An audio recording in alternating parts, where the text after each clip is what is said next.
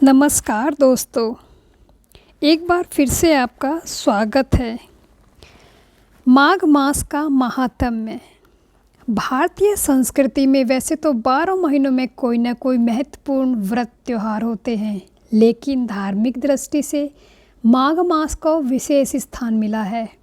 माघ नक्षत्र से युक्त होने के कारण इस महीने का नाम माघ नाम पड़ा। ऐसा मानते हैं कि इस माघ में शीतल जल में डुबकी लगाने वाले पाप मुक्त होकर स्वर्ग को जाते हैं। हर वर्ष प्रयाग में मेला लगता है। हजारों भक्त गंगा यमुना के संगम में के स्थान पर पूरे मास 300 दिन पौष पूर्णिमा से माघी पूर्णिमा तक कल्पवास करते हैं और ऐसा मानते हैं कि ज़रूरतमंदों को उनकी वस्तुएं देने, सर्दियों से बचने के लिए वस्तुएं दान करने से, जैसे ऊनी वस्त्र, कंबल और आग से तपने के लिए लकड़ी देने से, दान करने से अनंत फल की प्राप्ति होती है। वैसे तो इस मास की प्रत्येक तिथि पवित्र है, लेकिन इसके दौरान कुछ खास व्रत और त्यौहार भी मनाए जाते हैं, जैसे मकर संक्रांति। सूर्य का मकर राशि में प्रवेश मकर संक्रांति कहलाता है।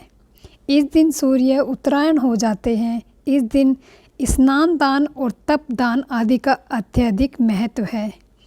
उत्तर प्रदेश में इस खिचड़ी के पर्व के नाम से जानते हैं और तिल से बनी सामग्रियों को दान में दिया जाता है, और दक्षिण भारत में इसे पोंगल और असम में इसे बिहू कहा जाता है। फिर आती है संकट चौथ। मास कृष्ण पक्ष की चतुर्थी को संकट चौथ या वक्रतुंड चतुर्थी कहते हैं। संतान की लंबी आयु और आरोग्य के लिए इस दिन स्त्रियां व्रत रखती हैं।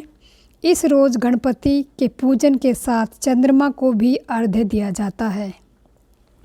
फिर आती है अचला सप्तमी। माघ मास की शुक्ल पक्ष सप्तमी को अचला रथ पुत्र या भानु सप्तमी कहा जाता है। यह व्रत करने से सौभाग्य, संतान और अनंत पुण्य मिलता है। इस दिन व्रत को करने वाले को भोजन नहीं करना चाहिए, बल्कि फलाहार करना चाहिए। फिर आती है भीष्माष्टमी या माघी पूर्णिमा। माघ शुक्ल पक्ष की अष्टमी भीष्माष्टमी के नाम से प्रसिद्ध है। इस तिथि को भीष्म पितामह ने सूर्य के उत्तरायण होने पर अपने नश्वर शरीर को त्याग किया था। उन्हीं की पूजा पावन स्मृति में पर्व मनाया जाता है। माघी पूर्णिमा को एक मास का कल्पवास हो जाता है। इस दिन सत्यनारायण कथा और दान पुण्य को अति फलदायी माना जाता है। फिर आती है षष्ठी एकादशी। इस दिन 6 प्रकार के तिल से सेवन का विधान है, इसलिए इसे षष्ठी एकादशी कहा जाता है। इस दिन तिल के जल में स्नान, तिल का उपटन, तिल में हवन, तिल से मिले जल का पान, तिल का भोजन, तिल का दान किया जाता है। उसके बाद आती है मौनी अमावस्या। माघ मास के कृष्ण पक्ष की अमावस्या को मौन रहकर स्नान दान करना चाहिए। इस दिन सोमवार को है तो इसे सोमवती अमावस्या कहा जाता है। इसका बहुत बड़ा महत्व है। फिर आती है बसंत पंचमी। माघ मास की शुक्ल पंचमी को भगवान श्री कृष्ण के कंठ से देवी सरस्वती का आविर्भाव हुआ था, इसलिए यह तिथि वार्गेश्वरी जयंती या श्री पंचमी के नाम से प्रसिद्ध है।